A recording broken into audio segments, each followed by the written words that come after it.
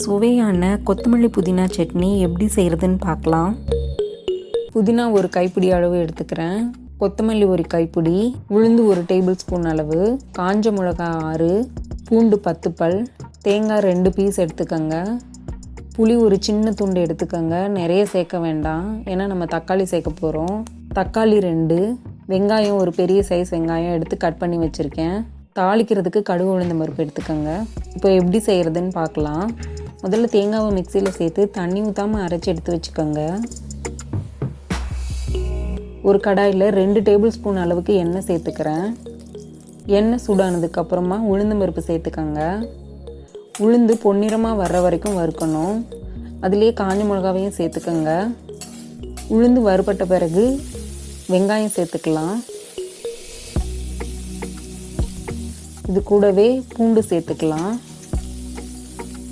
வெங்காயம் வதங்கிறதுக்கு கொஞ்சமாக உப்பு சேர்த்துருக்கேன்.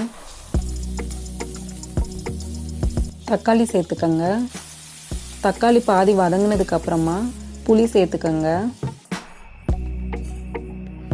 இப்போ நம்ம கழுவி எடுத்து வச்சிருக்கிற புதினா கொத்தமல்லியை சேர்த்துக்கிறேன்.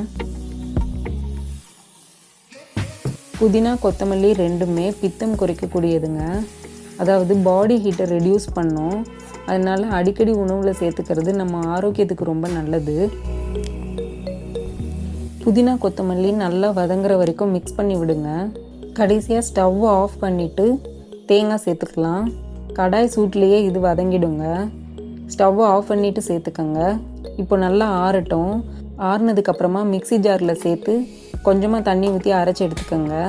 நான் கெட்டியாக அரைச்சிருக்கேன். நீங்கள் தேவைப்பட்டால் இன்னும் கொஞ்சம் தண்ணி ஊற்றி கூட அரைச்சிக்கோங்க. கடைசியாக தாளிப்பு சேர்த்துக்கலாம். எண்ணெய் சூடானதுக்கப்புறமா கடுகு உளுந்தம் பருப்பு சேர்த்துருக்கேன். கடுகு பொரிஞ்சதுக்கப்புறமா கருவேப்பிலை காஞ்ச மிளகாய் சேர்த்துக்கோங்க. இப்போ நம்மளோட சுவையான ஹெல்த்தியான கொத்தமல்லி புதினா சட்னி ரெடி ஆகிடுச்சுங்க.